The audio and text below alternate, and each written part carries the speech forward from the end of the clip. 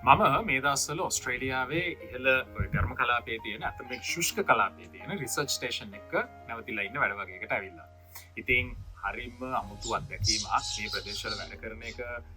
පරිසරයත් එක්ක මේ ළඟපාතක ගොඩක් කට්ටිය ගැන කිසිම කෙනෙක් නැහැ.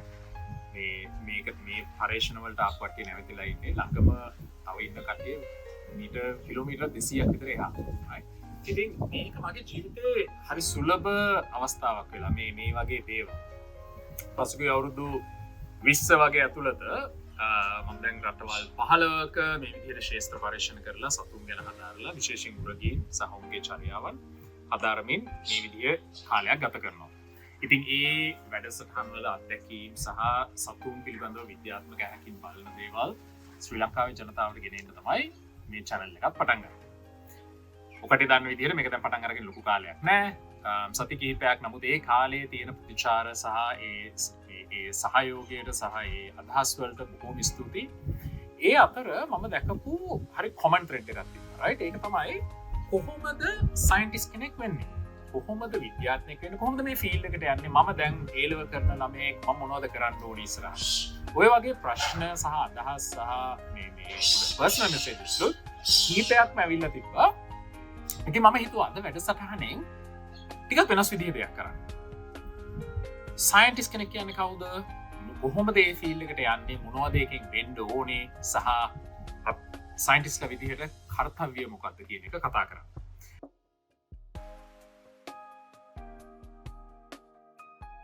ඉස්සලා කවුද සයන්ටිස්ට් කෙනෙක්? එහෙම නැත්නම් විද්‍යාඥයෙක් කියන්නේ? දැන් මේ රස්සාවට මේ වෘත්තියට ටෙක්නිකල් ඩෙෆිනිෂන් එකක් එහෙම නැත්නම් අර්ථ දැක්වීමක් තියෙනවා.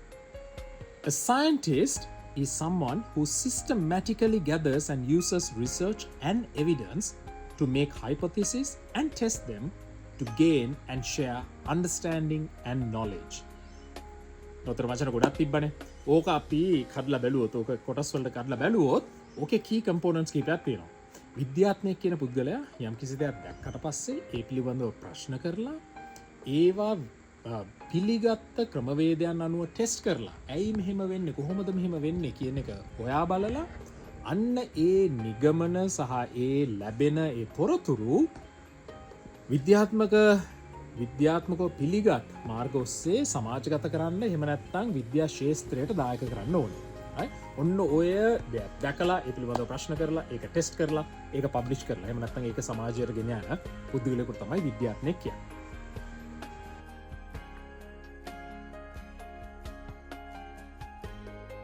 අපි පළවෙනි කොටසෙන් බැලුවා කවුද විද්‍යාඥයෙක් කියන්නේ කියලා. මේ දෙවෙනි කොටසෙන් මම කතා කරන්න බලාපොරොත්තු වෙන්නේ කොහොමද විද්‍යාඥයෙක් වෙන්නේ කියන එක. මේකේ තියෙන එක එක ස්ටේජස් මොනවද? අධ්‍යාපන සුදුසුකම් මොනවද එක එක සපුරන්න ඕනේ. ඒ වගේම විද්‍යාඥයෙක් වුණාට පස්සේ යන්න පුළුවන් කැරියර් පාත්ස් මොනවද? වෘත්තීමේ පැත්තෙන් යන්න තියෙන මගවල් මොනවද කියන එක තමයි මේ කොටසේදී සාකච්ඡා කරන්න බලාපොරොත්තු වෙන්නේ. මේක සාකච්ඡා කරන්න මාත් එක්ක එකතු වෙනවා තව රුචිර කෙනෙක්. ඩොක්ටර් රුචිර විජේසේන. මොරටුව විශ්වවිද්‍යාලයේ ජ්‍යෙෂ්ඨ කතිකාචාර්යවරයෙක්. ඒ වගේම විද්‍යාව දර්ශනවාදය අලුත් විදිහට හිතන හැටි රාමුවෙන් පිටතට හිතන හැටි මේ අදහස් සමාජයට ගෙන යන්න මේවා සමාජගත කරන්න සුවිශාල මෙහෙවරක් කරන පුද්ගලයෙක්. සයින්ස් විත් රුචිර කියන YouTube channel එක අමුතුවෙන් මම අඳුරලා දෙන්න ඕනේ නෑ. ලංකාවේ ලොකු following එකක් තියෙන channel එකක්. ඉතින් රුචිර සහ රුචිර දැන් කතා කරන්න යන්නේ කොහොමද විද්‍යාඥයෙක් වෙන්නේ කියන එක ගැන. දැන් ලංකාවේ දැනට තියෙන අධ්‍යාපන ක්‍රමය හැටියට අපොස්ස උසස් පෙළට A levels වලට ජීව විද්‍යාව කරලා තියෙන්න ඕනේ. ජීව විද්‍යාව පැත්තේ ඩිග්‍රී එකකට යන්න. මෙහෙම දෙයක් තියෙනවා. දැන් මම දැකලා තියෙනවා අපේ ඉස්රෝල්ලා මට හම්බෙලා තියෙනවා. හිතන්න මැත්ස් කරන. මැත්ස් තමයි කරන්නේ. මැත්ස් කරලා ඒගොල්ලෝ යනවා කෙමිස්ට්‍රි ඩිග්‍රී එකක් කරන්න. කෙමිස්ට්‍රි ඩිග්‍රී එක ආවයින් පස්සේ මම අර කියපු අර ඒ කෙමිස්ට්‍රි වගේ ප්‍රෝග්‍රෑම් එක තියෙන හරිම ඩයිවර්ස් නේ. ඕනේ පැත්තට. එතකොට මොකද කරන්නේ අර මැත්ස් කරලා කෙමිස්ට්‍රි කරපු එකනා ඊට පස්සේ ආ ෂිෆ්ට් එක අරගන්නවා මම දැකලා තියෙනවා ඔය කෙමිස්ට්‍රි වල බයෝටෙක්නොලොජි බයෝකෙමිස්ට්‍රි සයිඩ් එක තියෙනවානේ අනිවාර්යයෙන් ඒක ඉගෙනගෙන එහෙම ගන්න පුළුවන් එහෙම තියෙනවා එතකොට අර හැබැයි ඔයා කියන එක හරි විචාර මොකද ඒ බොහොම සීමාකාරී ක්ෂේත්‍රවල තමයි ඔය ශිෆ්ට් එක ගන්න පුළුවන්. අනිවාර්යෙන්. ඒ කියන්නේ දැන් අතරම දැන් අවංකවම කියනවනේ දැන් කියන්නේ A level වලට මැත්ස් කරපු ළමයෙකුට හෝ ආර්ට්ස් කරපු ළමයෙකුට ලංකාවේ බයොලොජි ඩිග්‍රී එකක් කරන්න යුනිවර්සිටි එන්ටර් වෙන්න බෑ. right? ඒ බේසික් විදිහට ගත්තොත්. හරිද? නමුත් දැන් ඔක ඔය ලංකාවේ ශාස්ත්‍ර අනුව ඒකින්ද දැන් තමන්ගේ ආසාව තියෙන්නේ මෙන්න මේ ශාස්ත්‍රයට යන්න නම් තමන් ඒ කියන්නේ තමන්ගේ දැන් අවුරුදු 10කින් මට මෙන්න මේ වගේ විද්‍යාඥයෙක් වෙන්න ඕන. නැත්තම් මෙන්න මේක තමයි මගේ යන කරියර් පාත් එක කියලා දැනගන්නවනම් ඒක ඇත්තටම ලංකාවේ රාමුව තුල A level වලදී තීරණය කරන්න ඕනේ දෙයක් සමහර වෙලාවට. යම් ප්‍රමාණයක් තීරණය යම් ප්‍රමාණයක් තියෙනවා. මොකද පස්සේ හදාගන්න අර මූලික අදුම ගානේ මූලික උපාධියේදීවත් ඒක ඒ ෆ්ලෙක්සිබිලිටි එක හරි අඩුයි ලංකාවේ අධ්‍යාපන ක්‍රමයේ. ඒක ඇත්ත. දැන් අර මේකයි. ඕකේ හර්ඩල්ස් වලටත් වඩා මේකේ ලේයර්ස් තුනක් තියෙනවා. පළවෙනි ලේයර් එක තමයි A level stream එක කියන ලේයර් එක. A level stream එක කියන ලේයර් එකේ අපි ස්ට්‍රීම්ස් ගත්තා එක ස්ට්‍රීම්ස් තියෙනවා මැත්ස් ස්ට්‍රීම් එක තියෙනවා බයෝ ස්ට්‍රීම් එක තියෙනවා ආර්ට්ස් ස්ට්‍රීම් එක ටෙක්නොලොජි ස්ට්‍රීම් එක තියෙනවා. දෙවෙනි ලේයර් එක තමයි අපි කියන ඩිග්‍රී කියන ලේයර් එක. දැන් ඩිග්‍රී එකකට අපි යනකොට හිතන්න දැන් හරියම ස්පෙસિෆික් ඒරියා එකකට අපි ගියොත් අපි හිතන්න අපි ගන්නවා earth resources engineering වගේ. අතරද civil engineering වගේ. එහෙම නැත්නම් ඒ වගේ අර අපි තියෙනවානේ ඒ කියන්නේ ගොඩක් අර අපි එක ඉන්ඩස්ට්‍රි එකකට ફોකස් කරගෙන ගොඩනැගිච්ච ෆුඩ් සයන්ස් හරි ඕ වගේ එකක්. ඒව ෂිෆ්ට් වෙච්චා ඉන්න මම මේ ජෙනරල් කතාවක් කියන්නේ. ඔව් අනිවාර්යයෙන්. එතකොට අන්න ඒක තමයි දෙවෙනි ලේයර් එක. ඒ ලේයර් එක දැන් සමහරලාට සමහර ඩිග්‍රීස් මම අර කලින් කිව්වා වගේ ගොඩාක් එක මේ ඔපචුනිටිස් ඕපන් කරලා දෙන ඩිග්‍රී තියෙනවා. සමහර degree specially industry oriented degree වල ඒ සිලෙක්ෂන් එක තියෙනවා. ඔක තමයි දෙවෙනි කියන ලේයර් එක. තුන්වෙනි ලේයර් එක තමයි රැකියා මට්ටමින් එන එක. ඒ කියන්නේ ගොඩක් වෙලාවට ළමයි ඩිග්‍රී එකක් කරලා ඒගොල්ලන්ගේ early career මේ පටන් ගන්නකොට ඒගොල්ලෝ මොකක් හරි ජොබ් එකට යනවා. ජොබ් එකට යම්මම මේකේ වැඩේ තියෙන්නේ අපේ තියෙන ස්ට්‍රගල් එකත් එක්ක ඒක ඇවිල්ලා අපේ තියෙනවනේ ඉතින් ඔය ලයිෆ් ගෝල්ස් ටිකක් තියෙනවනේ සාමාන්‍ය පොඩි නෝම් එකක් තියෙනවා ඇදලා මේ 35 40 වෙනවා මේ ටික ඇදලා එන්න ඕනේ. ඉතින් ඒ බෑන්ඩ් වැගන් එකට පැනගත්තාන් පස්සේ ආයේ අර අනිත් පැත්ත ගන්න එක ටිකක් අමාරුයි. ඔය ලේයර්ස් තුන තමයි අපිට පේන්න තියෙන සාමාන්‍ය ඉතින් ඔය මේ නමුත් ඉතින් අර එක්සෙප්ෂනල් අවුට්ලයර්ස්ලා ළමයි දෙන්නේ හම්බෙනවා. ඉතින් එහෙම තියෙනවා. බට් ඔක තමයි ජෙනරලි ගත්තා අපිට පේන්න තියෙන්නේ. ඔව්. සම්පූර්ණ ඇත්ත. දැන් දැන් මෙතනදී අපි තව අවධාරණය කරලා මම කියන්න ඕන දෙයක් තියෙනවා. දැන් අද අපේ මේ සාකච්ඡාව සයන්ටිස්ට් කෙනෙක් වෙන්නේ කොහොමද කියන එකනේ. right? සයන්ටිස්ට් කෙනෙක් වෙන්න අධ්‍යාපන සුදුසුකම් ඔය දැන් අපි තව ටිකකින් කතා කරමු එක ඩිග්‍රීස් වර්ග මොනවද කියලා. ඔය හැම දෙයක්ම හෝ ඔය එකක්වත් නැති ඕවා එකක්වත් නැතුවත් ඒ ශාස්ත්‍රයට යන්න පුළුවන්. නමුත් යථාර්ථය තමයි එහෙම එක ලේයර්ස් නැති වුණාම ඒකට කැප් එකක් තියෙනවා. ඒ යන්න පුළුවන් ගමනට සීමාවක් එනවා. ඒක තමයි සමාජයේ යථාර්ථය. හරිද? මේක මේ ඒ කියන්නේ මේ රස්සාවකට යන ඒවා විතරක් නෙවෙයි. දැන් උදාහරණයක් විදියට මයිග්‍රේට් කරන්න යද්දී. right? දැන් තමන් මොන ප්‍රොෆෙෂනල් කැටගරි එකකටද කියලා අයිති වෙන එක නිර්ණය කරන පළවෙනි දේ තමයි තමන්ගේ ඩිග්‍රී බෑග්ග්‍රවුන්ඩ් එක. right? දැන් සයන්ටිස්ට් මම ඉංජිනේර් කෙනෙක්. මම සයන්ටිස්ට් කෙනෙක් කියලා දාපුවම හරි මොනවද ඒකට තියෙන සාක්ෂි? ඒකට තියෙන අධ්‍යාපන සුදුසුකම් මොනවද? ඒකින්ද දැන් අද මේ අපි කතා කරන මාතෘකාව ඇතුළත yes මෙහෙම මේ දැන් අපි ඔය කියන ඩිග්‍රීස් මොකුත් නැතුව සයන්ටිස්ට් කෙනෙක් වෙන්න පුළුවන්. එහෙම වෙලා තාම ලොකු සේවයක් කරන පුද්ගලයෝ ඉන්නවා. ඌ දැනුම් සම්භාරයක් තියෙන පුද්ගලයෝ ඉන්නවා. නමුත් අර ප්‍රොෆෙෂනල් පාත්වේ එක අර වෘත්තීමය වශයෙන් යන්න පුළුවන් දුරේ සීමාවක් එනවා ඒකට. ඒක ලංකාවේ අනිවාර්යෙන් එහෙම මේ රුචිර කො දැන් ඒක හරි හොඳ වැදගත් දෙයක් රුචිර මේ දැන් අපි මේක රුචිර සහ රුචිර අපි තව වැඩසටහනක් කරන්න ඕනේ රුචිර සමග රුචිර කියලා. ඒක හොඳ සුසංගක මේ මෙහෙම දැන් අර ඒ අර්ථය දැන් මේ දන්නේ එකයි. දැන් සයන්ටිස්ට් කෙනෙක් කිව්වම විද්‍යාඥයෙක් කිව්වහම ඕකේ අර නිකන් අර්ථකථන දෙකක් වගේ තියෙන බව පේනවා. දැන් අපේ පළවෙනිම අර්ථකථනය අපි කියන්නේ ප්‍රොෆෙෂනල් සයන්ටිස්ට් කෙනෙක්. වෘත්තීය විද්‍යාඥයා කියන එක. ඒ කියන්නේ යාගේ අපොයින්ට්මන්ට් ලෙටර් එකේ ගහලා තියෙනවා සයන්ටිස්ට් කියලා. එහෙම අය ඉන්නවා. ඔව්. ඒක එක කැටගරි එකක්. එතකොට ඒක අංක 1. දෙවනි කැටගරි එක තමයි ඇත්තටම ඔය ඒ කියන්නේ වෘත්තීය විද්‍යාඥයන්ට වඩා ගොඩක් විද්‍යාව කරනවා ඇකඩමික්ස්. ඒ කියන්නේ සාමාන්‍ය විශ්වවිද්‍යාල අපි දන්නවා මේ විශ්වවිද්‍යාල මට්ටම් ගත්තාම සාමාන්‍ය අපේ මේ අන්ඩර්ග්‍රැජුවේට්ස් තියෙනවා ඊට පස්සේ පෝස්ට් ග්‍රැඩ් පටන් ගන්නවා. පෝස්ට් ග්‍රැඩ් පටන් ගන්න ගොඩක් වෙලාවට සුපර්වයිසර් කෙනෙක් ප්‍රොෆෙසර් කෙනෙක් යටතේ ස්ටුඩන්ට්ලා කීප දෙනෙක් රිසර්ච් එකක් කරනවා. ඒතර රිසර්ච් එක ගොඩක් වෙලාවට සයන්ටිෆික් රිසර්ච් එකක් නම් එතන තියෙනවා සයන්ටිෆික් නොලෙජ් එක හැදෙන ප්‍රොසෙස් එකක ඒ ළමයි ටික ඉන්නේ. අන්න එතනත් ඇත්තටම එතකොට එතන ඇත්තටම ලොකු science scientific knowledge generation part එක එතනත් එනවා. ඕකත් එක විද්‍යාඥ කියන විද්‍යාඥයා කියලා කියන්නේ විද්‍යාවේ ප්‍රවීණයා කියන අර්ථයෙන් ගන්න. විද්‍යාව හසුරුවීමේ භාවිතා කිරීමේ ප්‍රවීණයා කියන අර්ථයෙන් ගත්තොත් ඔය කැටගරියත් අපිට විද්‍යාඥ කැටගරිය ගන්න පුළුවන්. තුන්වෙනි කැටගරි එක තමයි තම වෙනම සෙට් එකක් ඉන්නවා මේකේ. ඒගොල්ලෝ සම්පූර්ණයෙන්ම ඒගොල්ලන්ගේ heart and soul එක දාලා දෙනවා මේකට. ඒගොල්ලෝ මේ විවිධ ඒවා දැන් ඔය මට හම්බෙලා තියෙනවා ගොඩක් නේ. අපි මේ ඉගෙන ගන්න අයට දැන් මේ මොනවාද ඒවට කියන්නේ මේ ඇස්ට්‍රොනොමි සයිඩ් එකේ. ඔබ්සර්වේෂන් සයිඩ් එකේ.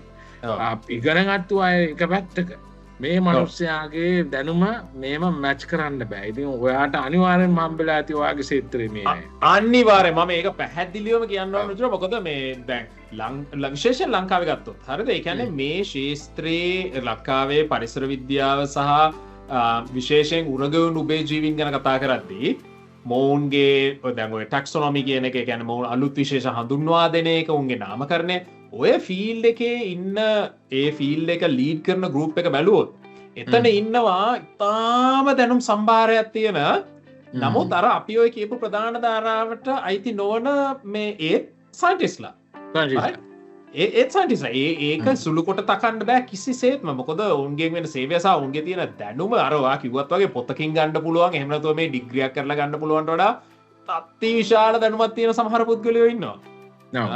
නමුත් අපි මේ කියන්නේ වෘත්තීමය වශයෙන් ඒ කියන්නේ ප්‍රොෆෙෂනල් සයන්ටිස්ට් කෙනෙක් අර රුචිර කිව්වත් වගේ අර තමන්ගේ අපොයින්ට්මන්ට් ලෙටර් එකේ සයන්ටිස්ට් කියලාම ගහලා තියෙනවා නම් රයිට් අන්න ඒ කැටගරිස් වලට යන්න ඒවට යෑමේදී සමහර කැප්ස් තියෙනවා අර අධ්‍යාපන සුදුසුකම් ටික සපුරලා තිබ්බේ නැත්තම් රයිට් විශේෂයෙන් ඕක ලොකුවට වෙනවා දැන් විශේෂ අන්තර්ජාතික මට්ටමේ තියෙන ග්‍රාන්ට්ස් වලට ඊට පස්සේ එක එක අවෝඩ්ස් වලට එක එක සමහර මේ පර්මිට්ස් වලට ඔය ගොඩාක් දේවල් වලදී ඕක බලපාන දෙයක් තියෙනවා රයිට් ඒකින්ද අර දැන් මේ අද සාකච්ඡාව මේ වෙලා තියෙන හරි අර විදිය එක එක පාර්ට්ස් තියෙනවා අපි මේ කතා කරන්නේ ප්‍රොෆෙෂනල් සයන්ටිස්ට් කෙනෙක් වෙන වෘත්තීමය විද්‍යාඥයෙක් වෙන මාවත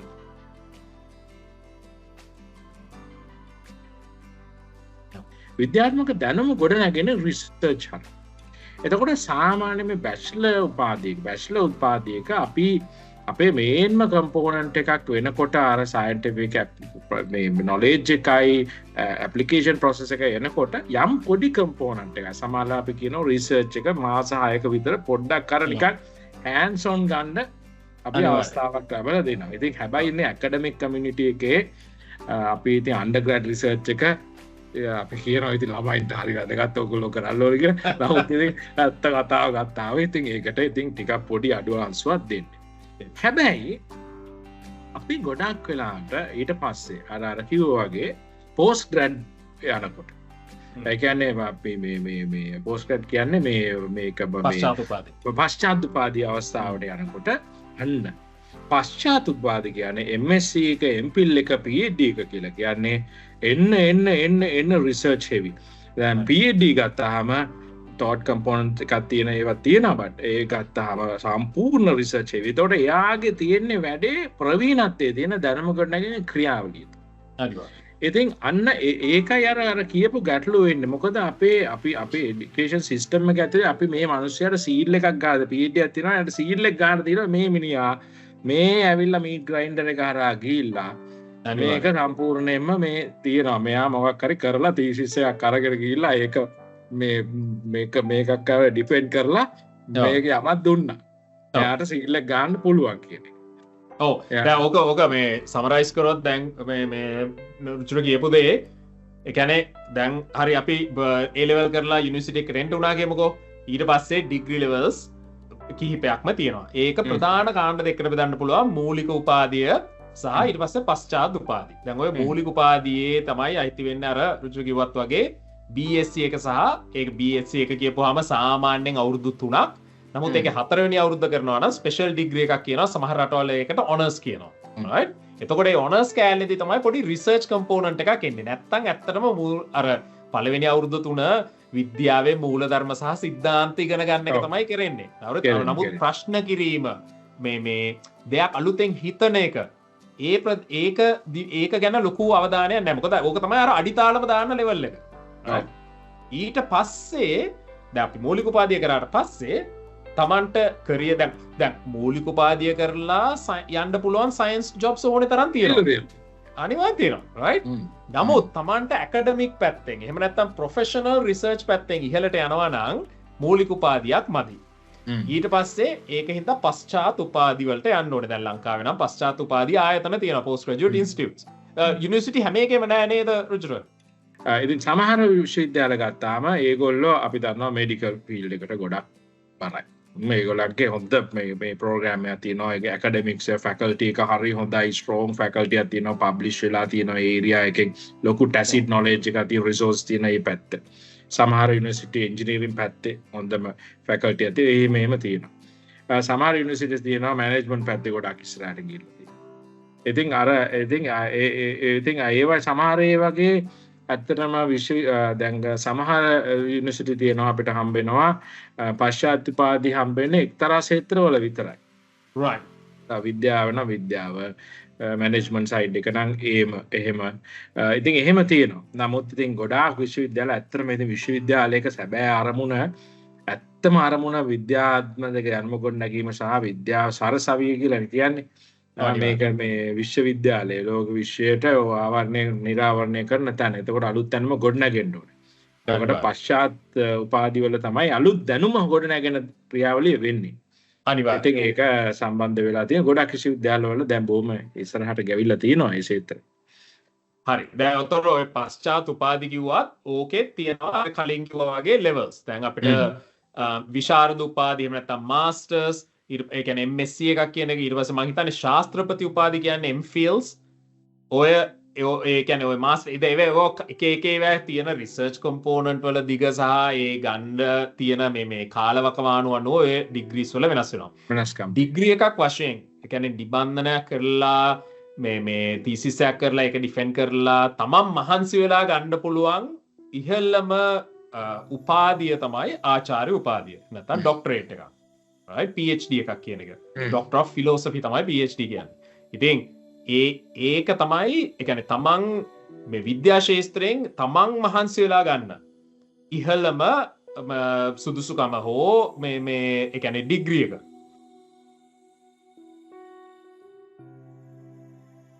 දැන් ලංකාවේ තියෙන ක්ෂේත්‍රවල මොනවද මේ අපොයින්ට්මන්ට් ලෙටර් එකේ අපි කියන්නේ සීනියර් සයන්ටිස්ට් කියලා ගහලා දෙන්න. නැත්නම් රිසර්ච් සයන්ටිස්ට් කියලා ගහලා දෙන්න කියන එක මම පොඩ්ඩක් කියන්න. right. එහෙම තියෙනවා. අපේ තියෙනවා ලංකාවේ තියෙනවා සමහර ඉන්ස්ටිටියුට්ස් එහෙම නැත්නම් ආයතන තියෙනවා විද්‍යාඥයා කියන පොසිෂන් එකටම මිනිස්සු බඳව ගන්න. right. විශේෂයෙන්ම පරීක්ෂණ ආයතන. ආයතන ගණනාවක් තියෙනවා. දැන් අපි දන්නවා ඇග්‍රිකල්චර් මිනිස්ට්‍රි යටතේ ගත්තාම ආයතන පරීක්ෂණ ආයතන ගණනාවක් තියෙනවා ඒ යටතේ තියෙන. ඒතර විද්‍යා තාක්ෂණ අමාත්‍යාංශය යටතේ සහ ඒ ලැබෙඳි ක්ෂේත්‍රවල තියෙන ආයතන තියෙනවා. මමත් කලින් වැඩ කරපු ආයතනයක් තියෙනවා. ඒකේ විශේෂ නැනෝස් තාක්ෂණයේ ශ්‍රී ලංකා නැනෝ තාක්ෂණ ආයතනය ගත්තාම ඊට පස්සේ ඉන්ඩස්ට්‍රියල් ටෙක්නොලොජි මේ ඉන්ස්ටිටියුට් එක මේ කර්මාන්ත තාක්ෂණ ආයතනය national science මේ NSF එකේ scientist portion ඒ වගේ විවිධ තියෙනවා සමහර specific ක්ෂේත්‍ර මත ගොඩනගපු ස්ලිප් ටෙක් කියලා ඔය බයෝටෙක්නොලොජි සම්බන්ධ තියෙන ඒ වගේ ආයතන තියෙනවා ඒ ආයතන වල තියෙන්නේ සිද්ධ වෙන්නේ පරීක්ෂණ කටයුතුම තමයි TRI T Research Institute RRI Rubber Research Institute මේ Rice Research ඕ වගේ තියෙනවා ගොඩක් ඒ ඇග්‍රිකල්චර් සයිට් එකේ. එතන ඒව තියෙනවා.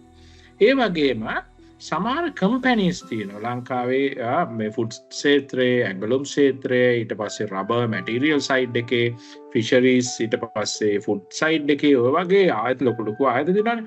ඒ වගේ තියෙන පරීක්ෂණාගාර R&D සෙන්ටර්ස් වල ඔබට පුළුවන් කෙලින්ම ඔන්න වෘත්තීය විද්‍යාඥයා කියලා නම අපොයින්ට්මන්ට් ලෙටර් එක ගහලා දෙනවා සයන්ටිස්ට් කියලා. ඒ කියන්නේ ඒක එතකොට මේ තමන් දාගත්ත මේක නෙවෙයි තමන්ගේ ඇත්ත ජොබ් එකේ ටයිටල් එක. ජොබ් එකේ ටයිටල් එක. ඒක ඩයිමෙන්ෂන් එක මේ අපි කියන. ඒක එකක්. ඒක එහෙම තමයි දැන් කෙනෙක් අන්න එහෙම විද්‍යාඥයෙක් වෙන්න කැමති නැහැ. ඔන්න ලංකාවේ දැන් තියෙන ආයතන. ඔයාලට පොඩ්ඩක් ෂෙයා කරන්න පුළුවන්ද ඔය ඔයගොල්ලන්ගේ දැන් ඔස්ට්‍රේලියා දැන් හරි අපි මේක පොඩ්ඩක් ග්ලෝබල් තැනකට ගෙනියමුකෝ. දැන් ලංකාවටම සීමා වෙන්න ඕනේ නෑනේ. රයිට් ඔයා කිව්වත් වගේ. එහෙම ගත්තහම ඕක සෑහෙන්න තව දොරවල් ඇරෙනවා. හරිද? මොකද දැන් සයින්ටිස්ට් කියන පොසිෂන් එක ප්‍රධාන ධාරා 5කට විතර යන්න පුළුවන් ලෝක මට්ටමින් බලපුවාම. එකක් තමයි ඇකඩමික් ෆීල්ඩ් එකේ. රයිට්? ඒ කියන්නේ දැන් තමන් යුනිවර්සිටි එකට සම්බන්ධ වෙලා ඒ විදිහට නම් වැඩ කරන්නේ. හරිද? එතකොට තමන්ගේ යුනිවර්සිටි එකේ උගන්වනවා, පරීක්ෂණ කරනවා ඒ විදිහේ සයන්ටිස්ට්ලා. රයිට්? ඒ කියන්නේ ඇකඩමික් ධාරාව. ඊළඟට දැන් ඔය රුචිර කිව්වා වගේ ප්‍රොෆෙෂනල් සයන්ටිස්ට් ධාරාව. හරිද? ඒ කියන්නේ විද්‍යා ආයතනයකට සම්බන්ධ වෙලා. එතකොට තමන් උගන්වන්නේ තමයි මේ කියන්නේ විශ්වවිද්‍යාලයක උගන්වන්නේ එහෙම කට්ටිය නෙවෙයි. දැන් ඔය කිව්වත් වගේ තේ පරීක්ෂණ ආයතනය. හරිද? ජලජ සම්පත් පරීක්ෂණ ආයතනය. ඔන්න ඔය වගේ ඒවා ඉන්න රිසර්චර්ස්ලා. ඒ තව ගෲප් එකක්. ඊට පස්සේ ගෲප් එකක් ඉන්නවා දැන් දෙපාර්තමේන්තු වලට සම්බන්ධ වෙලා ඉන්න රෙගියුලටරි ස්ටාෆ් එකක්. හරි දැන් සාමාන්‍ය දැන් වනජීවී ශාස්ත්‍රය ගත්තොත් වනජීවී සංරක්ෂණයට සහ පාලනයට මැනේජ්මන්ට් වලට විද්‍යාත්මක දත්ත සහ විද්‍යාත්මක උපදෙස් හරි අත්‍යවශ්‍යයි. හරිද? එතකොට ඒවා දෙන්න දැන් මෙහෙ ගත්තොත් එහෙම ඩිපාර්ට්මන්ට් ඔෆ් බයෝඩයිවර්සිටි කන්සර්වේෂන් අපේ ලංකාවේ වනජීවී සංරක්ෂණ දෙපාර්තමේන්තුව වගේ තියෙන එකේ ඉන්බිල්ට් ඒ කියන්නේ ඉන්හවුස් සයන්ටිස්ට්ලා ඉන්නවා. ඒ කට්ටියගේ කාර්ය මේ පරීක්ෂණ කරන එකම නෙවෙයි ඒ ගන්න තීරණ කොච්චර විද්‍යාත්මකද ඔන්න ඔය වගේවා තීරණය කරන එක. හරිද? නමුත් ඒ කට්ටියත් සයන්ටිස්ට්ලා. ඒ කට්ටියත් හොඳ විද්‍යා දැනුමක් තියෙන ආචාර්ය උපාධි කරපු එහෙම ගෲප් එකක්. තව කණ්ඩායමක් ඉන්නවා රුචිර අපේ ෆීල්ඩ් එකේ NGOs වලට අදාළ සයන්ටිස්ට්ලා. හරිද? දැන් මේ කට්ටිය ඇත්තටම on ground on hands on science කරන කට්ටිය. right? දැන් මේ තියෙනවා ලොකු groups තියෙනවා දැන් AWC Australian Wildlife Conservancy, Bush Heritage, Arid Recovery ඔය වගේ groups තියෙනවා. ඕවා මේ රජයේ මේව නෙවෙයි. ඕවා ලොකු NGOs දැන් ඔය Greenpeace, WWF වගේ ඒවා ඒවට අදාළ සයන්ටිස්ට්ලාත් ඉන්නවා. එතකොට ඒ කට්ටිය එක එක grants වලින් ඒ projects කරගෙන යනවා. ඊට පස්සේ තව පස්වෙනි කාණ්ඩයේ ඉන්නවා consultantsලා. දැන් මම රිසර්ච් සහ ඇකඩමික් ෆීල්ඩ් එකකින් දැන්ට අවුරුදු 4කට විතර කලින් මම කන්සල්ටන්සි ඒ කියන්නේ උපදේශන කණ්ඩායම right ඒතර දැන් මගේ පූර්ණ කාලීන රස්සාව මම සීනියර් මම ප්‍රින්සිපල් සයන්ටිස්ට් කෙනෙක් මෙහෙ යන්නේ graduate scientist intermediate scientist senior scientist principal scientist කියලා මම දැන් ඕස්ට්‍රේලියාවේ ඉකොලොජි බාරේ ඉන්න ප්‍රින්සිපල් සයන්ටිස්ට් ස්ටැට්ටෙක් කියලා බහුජාතික ආයතනයක. ඉතින් ඒක තවත් ධාරාවක්. එතකොට ඒකේ මම පරීක්ෂණ කරලා පබ්ලිෂ් කරන එක මම ආසාවට කරාට ඒක මගේ ජොබ් එකේ කොටස නෙවෙයි. මගේ ජොබ් එකේ කොටස තමයි හරි. ඕස්ට්‍රේලියානු රජය මෙන්න මේ විදිහේ ව්‍යාපෘතියක් කරන්න යනවා. මේකෙන් වෙන බලපෑම් විද්‍යාත්මක වශයෙන් අවම කරගන්නේ කොහොමද? වෙන බලපෑම් කොහොමද අපි අගයන්නේ? අන්න ඒ වගේ. right? එතකොට ඔන්න ඔය කියන ඇකඩමික්, ප්‍රොෆෙෂනල් රිසර්ච් මේවා, NGOs, departments, government bodies සහ කන්සල්ටන්සි ඔය ආකාර ගොඩකට ඔය විද්‍යාඥයා කියන එක්කෙනාට යන්න පුළුවන්. ඒකිට මේක මේ අර අපි අර අපේ එක මතයක් තියෙනවනේ රුචිර මේ අර කැරියර්ස් ලිනියර් කියලා. මේක එතනින්ම රිටයර් වෙන්න ඕනේ. ඔයත් කිව්වනේ කලින් ඔයා වැඩ කරේ මේ වෙන කියන්නේ විද්‍යාඥයාමයි නමුත් වෙනත් ෆීල්ඩ් එක. right? නමුත් දැන් යුනිවර්සිටි එකට අදාළව. ඉතින් ඔය අර තමන්ගේ අර මේක හදාගත්තට පස්සේ කැරියර් එකත් ඕනේ ඔය මාවත්වල ගෙනියන්න පුළුවන් තමන්ට ඔපචුනිටිස් එන විදිහට තමන්ගේ ආසාව මත. ඒක හරි හොඳ පොයින්ට් එකක් කරේ. දැන් මම ඔය දැන් ඒ විදිහට මේ ඩිෆයින් කරාන් පස්සේ ඇත්තටම සමහර දැන් ලංකාවේ විශේෂයෙන්ම ඔය පරිසර අධ්‍යයනය සම්බන්ධයෙන් ඒ පරිසර අමාත්‍යාංශය හා සබැදී ඔය වගේ රෝල්ස් ඒ කියන්නේ ඒගොල්ලෝ සයන්ටිස්ට්ලා කියලා ඩිෆයින් කරනවා දන්නේ. නමුත් ඔය ඒ වගේ ගොඩක් ඩේටා ගන්න ඒවා ඇනලයිස් කරන ඒ කාණ්ඩ මම දැකලා තියෙනවා. ඉතින් ඒ රෝල් එකත් ඇත්තටම ලංකාවේ ජම් ප්‍රමාණය එස්ටැබ්ලිෂ් වෙලා තියෙනවා. දැන් මම හිතන්නේ ඒක ඒ පැත්තෙන් ගත්තාම මේ ඔය කියන්නේ සයන්ටිස්ට් ප්‍රොෆෙෂනල් සයන්ටිස්ට්ලා කියන ස්ට්‍රීම් එක ඔය විදිහට බෙදලා තියෙනවා. ඒ වගේම තවත් ගොඩාක් දැන් ඇත්තටම විද්‍යාව කරනවා නම් තවත් හොඳම කරන්න පුළුවන් විද්‍යාවක් තමයි ඇකඩමික් රිසර්ච්. ඇකඩමික් කෙනෙක් විදිහට වෙලා රිසර්ච් කරන එක. ඇකඩමික් කිව්වම ඒකේ කම්පෝනන්ට්ස් දෙකක් ප්‍රයිමරිලි. පළවෙනි එක තමයි තුනක් තියෙනවා. එතන පළවෙනි එක අපි කියනවා ටීචිං එලිමන්ට් එක තියෙනවා. ටීචිං. ඒතර හැම අපි කියනවා ශාස්ත්‍රාලිකයෙක්ගේම වගකීම එක කොටසක් තමයි ඉගැන්වීම. දෙවෙනි කොටස තමයි රිසර්ච් කියන එක. එතකොට රිසර්ච් කියන එකත් වැදගත්ම කොටසක් මේක. දැන් ඇත්තටම ඔය අපි දැන් ශාස්ත්‍රාලිකයෙක් විදිහට ඇකඩමික් කෙනෙක් විදිහට යුනිවර්සිටි එකට ජොයින් වෙන කෙනෙක් එයාගේ දූරාවලිය ඉඩට යන්න බෑ එයාගේ රිසර්ච් පර්ෆෝමන්ස් පේන්න නැත්තම්. ඒ සිස්ටම්ස් හදලා තියෙන්නේ එහෙමම තමයි. ඒතර පබ්ලිෂ් කරන්න ඕනේ, ඒවා ඩිසෙමිනේට් කරලා තියෙන්න ඕනේ, ඒවට තියෙන ඉන්සෙන්ටිව්ස් හම්බෙනවා. එහෙම තමයි යන්නේ. ඒක තමයි සෙකන්ඩ් කම්පොනන්ට්. තුන්වෙනි කම්පොනන්ට් තමයි නැෂනල් සර්විස් කියන එක. ඒකේ ඕනෙම ශාස්ත්‍රාලිකයෙක්ගේ වටේපත්කීමයි. ඒතර අර මම කියපු සෙකන්ඩ් කම්පොනන්ට් එක, ඒ කියන්නේ රිසර්ච් කියන කම්පොනන්ට් එක ටීචින් කරන අතර රිසර්ච් කෙනෙක් විදිහට එයාට වැඩ කරන්න පුළුවන්. ඒතර ඒක කොහොමද වෙන්නේ? ගොඩක් වෙලාවට විශේෂයෙන්ම සීනියර් ලෙක්චරර් කෙනෙක් වුණාන් පස්සේ නැත්නම් ප්‍රොෆෙසර් කෙනෙක් වුණාන් පස්සේ එයා ගන්න පුළුවන් ග්‍රාන්ට්ස් අරගෙන යුනිවර්සිටි ග්‍රාන්ට් වෙන්න පුළුවන්, ඉන්ටර්නැෂනල් ග්‍රාන්ට්, නැෂනල් ග්‍රාන්ට් අරගෙන එයා ගන්නවා එයාගේ රිසර්ච් ස්ටුඩන්ට්ලා කීප දෙනෙක් ගන්නවා. අරගෙන ඒ අය ඒ පබ්ලිෂ් කරන ඒ ප්‍රොසෙස්, ඒ කියන්නේ රිසර්ච් කරනවා, ලැබ් එකක්, පුංචි ලැබ් එකක් හදාගන්න නැත්නම් තියෙන ලැබ් එකට හරිය පොයින්ට් කරලා ළමයින්ගෙන් රිසර්ච් කරලා අවුරුදු සම්බාණෙන් අවුරුදු 3ක 4ක කාලයක් රිසර්ච් කරලා PhD එකක් ක්වොලිෆිකේෂන් එකක් හදලා මේක යුනිවර්සිටිනේ ක්වොලිෆිකේෂන් හදන එකක් තියෙන්න ඕනේ. අනිවාර්යයෙන්. ඒතර ඒ ක්වොලිෆිකේෂන් එක හදන ගමන් සයන්ටිෆික් නොලෙජ් එක දාලා ඒ ඔන්නේ ප්‍රොසෙස් එක. ඒතර යුනිවර්සිටි එක තියෙන වැදගත්කම තමයි අපි හැමදෙස්සෙම ටීචර් කෙනෙක් කරන් ටීචින් ඇන්ඩ් මේ රිසර්ච් කියන එකට යන්නේ. මොකද අපි බලාපොරොත්තු වෙනවා යුනිවර්සිටි ඇකඩමික් කෙනෙක්. එයා නිව් නොලෙජ් හැමතිස්සෙම නිව් නොලෙජ් නේ රිසර්ච් කියන්නේ. ඒ කම්පොනන්ට් එක එයා ඩිසෙමිනේට් කරයි ස්ටුඩන්ට්ලට. අපි කියන විශ්වවිද්‍යාලය කියන්නේ විශ්වයට අනාවරණ එක නිව් නොලෙජ් අලුත්ම එක එන්න ඕනේ. එහෙම තමයි එන්නේ. ඉතින් අන්න ඒක තමයි ඔය තියෙන ඇකඩමික්. ඒතර ලංකාවේ ඇකඩමික් ක්ෂේත්‍රය අනිත් රටවල තියෙනවා. ලංකාවේ ඇකඩමික් කෙනෙක්ට 100% රිසර්ච් කරනවා කියලා එකක් නැහැ. එයා යම්කිසි ටීචිං අපි කියනවා nominal contact student contact hours ගානක් මීට් කරන්න ඕනේ එයාගේ ඩිලිවරි එකට. ඉතින් ඕකත් එක ක්ෂේත්‍රයක්.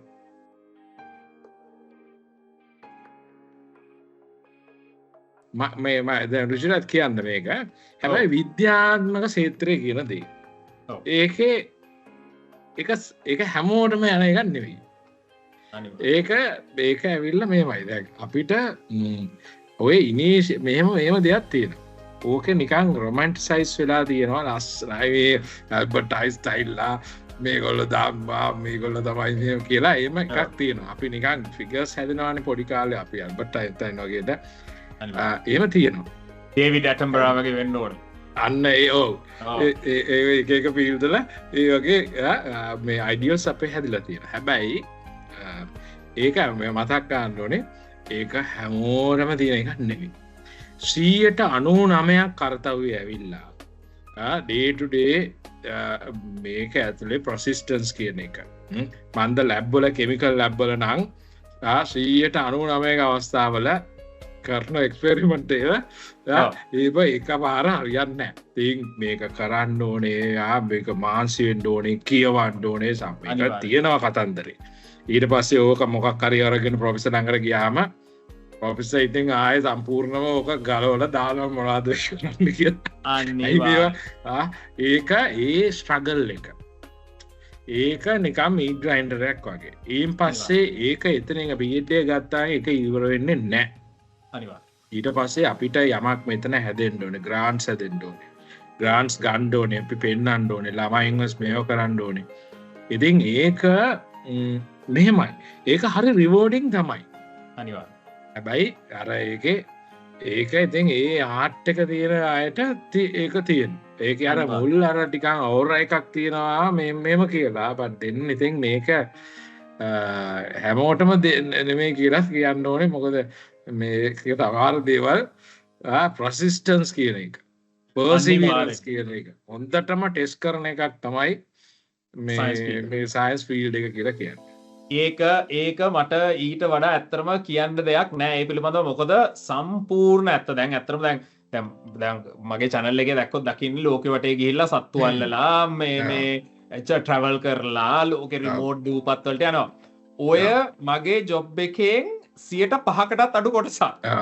හරිද ඉතුරු 95 තියෙන්නේ ඕවට ග්‍රාන්ට්ස් ඇප්ලයි කරන්න හරිද පබ්ලිෂ් කරන මේවා ඔෆිස් එකේ දිවා රෑ වැඩ කරන දේවල් ඒකින්ද මේක මේ අර කියන්නේ ඇත්තටම අපිට අවශ්‍ය වෙන්නේ මෙතන නිකන් වැරදි අවබෝධයක් දෙන්න ඕනේ නැහැ මේක මේ මුළු හරි දැන් මේක උනාට පස්සේ මට දැන් අරහෙන් සල්ලි එනවා මෙහෙන් සල්ලි එනවා මට දැන් තියෙන්නේ ගිහිල්ලා සත්තු අල්ලන්න ඒවා ෆ්‍රී හම්බෙන දේවල් නෙවෙයි ඒ පිටුවෙන් ලොකු මහන්සියක් දරන්න ඕනේ right ඒකින්ද අර yes very rewarding ඒක කරද්දී උපරිම සංතෘප්තයි අර මේ හරිම කියන්නේ හොබි එකක් කරනවා වගේ වැඩක් නමුත් ඒක නෙවෙයි යථාර්ථය ගොඩාක් වෙලාවට විද්‍යාත්මක කරිය එක right ඒකින්ද අන්න ඒකත් මේව කර ඒකත් අවධාරණය කරලා අපේ රුචිරගේ මගේ සාකච්ඡාව මෙතනින් නවත්වනවා නමුත් මගේ ඊළඟ කොටසේ අපි කතා වෙන්නේ මෙහෙම නැතුවත් හරිද මේ විද්‍යාත්මයෙක් වෙන්නම ඕනේද පරිසර ගවේෂණය කරන්න කියලා. ඉතින් මම තව කීප දෙනෙක් එක්ක කතා කරනවා ඒ කට්ටිය මොනවද කරලා තියෙන්නේ මේ ඒ අත්දැකීම ලබා ගන්න කියලා. ඉතින් රුචිර ආය දවසක අනිවාර්යෙන් අපි දෙන්න මෙහෙම කතා කරමු. අපිට ගොඩාක් දේවල් තියෙනවා කතා කරන්න. නෑ ඕනට මේමනේ මම ඔයා ෆලෝ බව කිව්වේ මම ඔයා ෆලෝ කාඩ් ගත්තේ අවුරුදු 15කට කලින් ඒක ඉඳන් මේක ලොකු ගෞරවයක් විදිහට සැලකන පළවෙනිටම දැන් ඔබතුමා සම මේ කතා බහ ඇති කිරීමත් විශේෂයෙන්ම කියන්න ඕනේ දැන් ඔයා මේ විද්‍යාත්මක මාර කාලෙන් ඔයාට කිව්වත් එක්ක මේක අපේ මේ ළමයින්ගට රෝල් මොඩල් එකක් මේක මෙහෙම පුළුවන් කියන දේ අපිට ෂෙයා කරන්න එහෙම කරලා තියෙන කෙනෙක් විශේෂයෙන්ම සිංහල භාෂාවෙන් මේක ෂෙයා කිරීම ඒක හරි වැදගත් දෙයක්.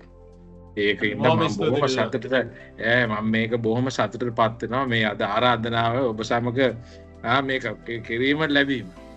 ඒක එහෙම්මම අනිත් පැත්තටත් මට කියන්න තියෙන්නේ මොකද මේ කියන්නේ මම මේ ඉතාම මූලික අවස්ථාවේ ඉන්නේ දැන් මේ සයන්ස් විත් රුචිර කියන channel එක මම හිතන්නේ අලුතෙන් අඳුරලා දෙන්න දෙයක් නෙවෙයි ඔබතුමා විද්‍යාව විතරක් නෙවෙයි දර්ශනවාදය අලුතෙන් හිතන හැටි ටිකක් ඕපන් මයින්ඩ් වෙන හිතන හැටි මේවා පිළිබඳව සමාජගත කරන්න මේ දරන උත්සාහය මම හිතන්නේ මේ ඒ කියන්නේ මේ ඕස්ට්‍රේලියාවේ ඉන්න මගේ ළඟින් ඉන්න යාළුවෝ හැම එක්කෙනාම මගේ ඔයා ෆලෝ කරනවා මාත් ඇතුළුව හරිද ඒකින්ද මේ ඔයාගේ රීච් එක ඒක වෙනම ලෙවල් එකක් ඉතින් මාත් බොහොම සන්තෝෂයි වත් එක්ක කතා කරන්න හම්බෙච්ච එක අපි තවත් දවසක මේ විදිහටම සාකච්ඡාවක් කරමු හොඳයි බොහොම ස්තුතියි